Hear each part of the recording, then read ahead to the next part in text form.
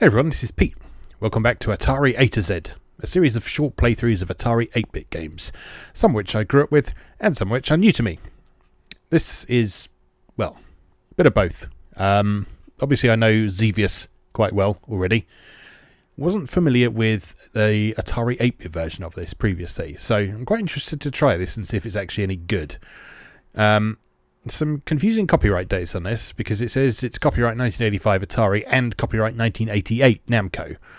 So, not entirely sure what's going on there, what the story is. Maybe this was ported by Namco and the copyright was renewed a bit later, but the original development was done in 1985. Perhaps this was a re-release. The disc images I've got for this, there are actually two versions, and this is the title version, it's called. So perhaps this was a later release of it that was in 1988 or something. But, well, doesn't really matter. Let's just jump in and have a go.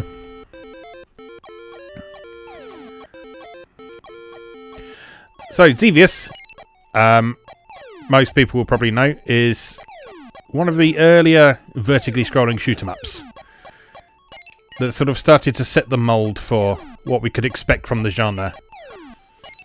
And unlike a lot of vertically scrolling shoot-'em-ups, it had both air-to-air and air-to-ground combat to think about. And so that white targeting sight you've got floating in front of your craft there, that shows where your bombs are going to fall. Now what we run into with this game is quite a common thing with home computer and console ports of the era, which is that the controllers only had one button, whereas arcade machines could have as many buttons as they wanted. And so the original version of Xevious would have had a shot button and a bomb button. In this though, they had to get creative. So to shoot, you just press the fire button. And to bomb, you pull back and press the fire button. And that also shoots at the same time. So, yeah, there you go. So fortunately there's no limit on bombs or anything like that. The only real sort of limitation is you can only fire one bomb at once. So if you mistime it, then that could potentially be an issue. But it's not a super major one. There's no points in the game where you actually have to bomb things in order to progress. It's just a means of getting extra points. So as long as you plan your movements carefully, you should be alright.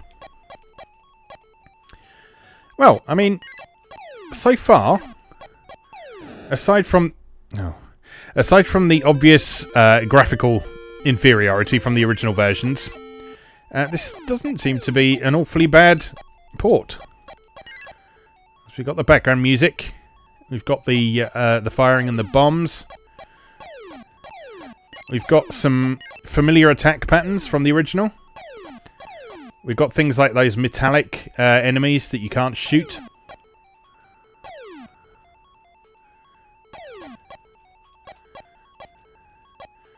And so yeah, as long as you can cope with the slightly eye-watering graphics. That water effect's pretty rough. But yeah, the actual gameplay is pretty solid. I am liking this so far.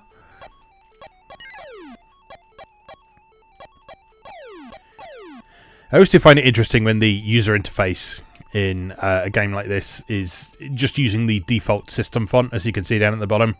Using what's known as graphics 0 text. Oh dear. Yeah, so graphics 0 is the graphics mode that you get when you turn on your Atari without a disc in the drive or without loading a tape or anything like that. And so it's that standard font there.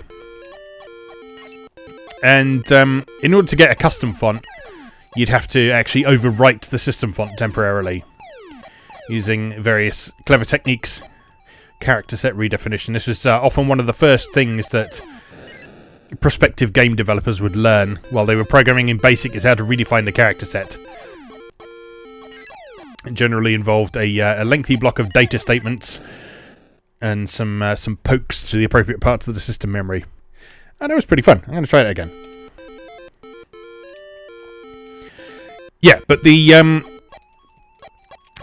side effect of that is that sort of redefining the character set. One, it takes a bit of time if you're programming in BASIC, although that's not a huge issue in machine code.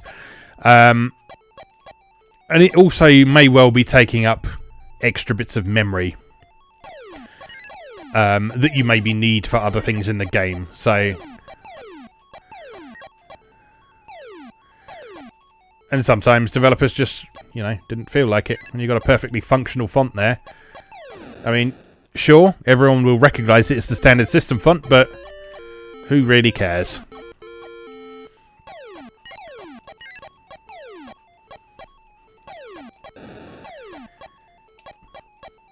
Yeah, I'm quite impressed with this so far. This is a perfectly competent port of Xevious. That is sort of in line with what I'd expect from an Atari 8-bit version of this.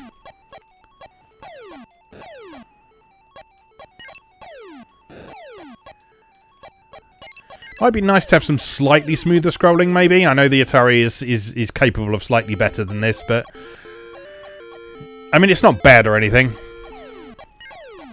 So the only thing that does put a bit of strain on the eyes is the heavy dithering on the water. I think it might have looked a bit nicer if it was just solid blue, but well, that's what they went with.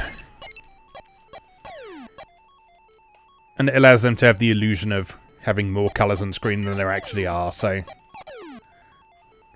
we're very much in the era where you can actually very easily count how many colours are on screen at this point. So I can see, so we got the green, that's 1, we got the brown, that's 2, we got that light blue, that's 3, and we got that pink, which is 4. We've also got that grey as well, so that's 5.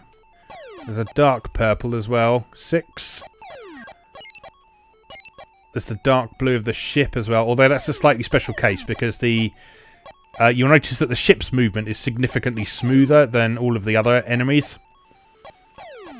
And that's because the ship was more than likely using one of the Atari 8-bits for hardware sprites, known as players. And those kind of works pretty much independently of graphics mode. They sort of overlaid on the top of whatever was being displayed. So they could be used in most graphics modes. And I'm pretty sure that they could do clever things with colour outside of what the rest of the screen was displaying as well. So that's not necessarily one that we should be counting. But yeah, we've probably got probably about 8 colours on screen altogether, maybe. But a bit of dithering, which I think it's dithering the blue and the greens, I think, there to create that effect. It just gives the effect of having more colours than there actually are. It gives a little bit of depth to the graphics.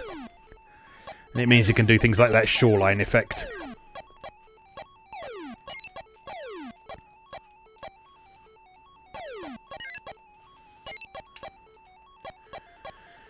Right, let's see if we can get to that first boss and not die. I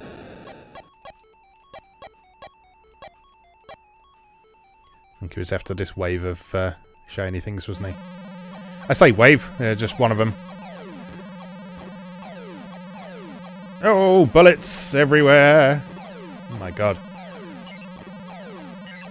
Oh, we got to bomb the middle bit, I guess. I can't remember. It's been so long since I played Xevious. Or we can just fly straight past it. Okay. Well, that went swimmingly. So now what? We got to do that level again, I guess. Or is this new? I'm not sure. Hard to tell. Well, let's just see how long we can survive.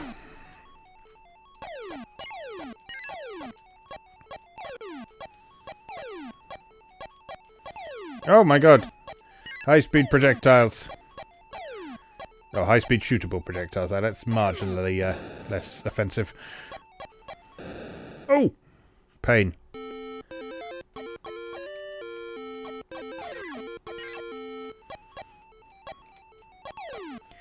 Yeah, I think if I was looking for an arcade port... Shit. If I was looking for an arcade port at the time this came out, I would have been pretty satisfied with this. This is... an honest-to-goodness, really good effort at bringing Xevious home. Bastard. So yeah, there you go. Xevious from either 1985 or 1988, or possibly both, by either Atari or Namco. One or the other, or both. There you go. That's Xevious. Hope you enjoyed that. Thank you very much for watching, and I'll see you again next time. Thanks for watching. If you enjoyed this video, please help out the channel by leaving a like or a comment and subscribing.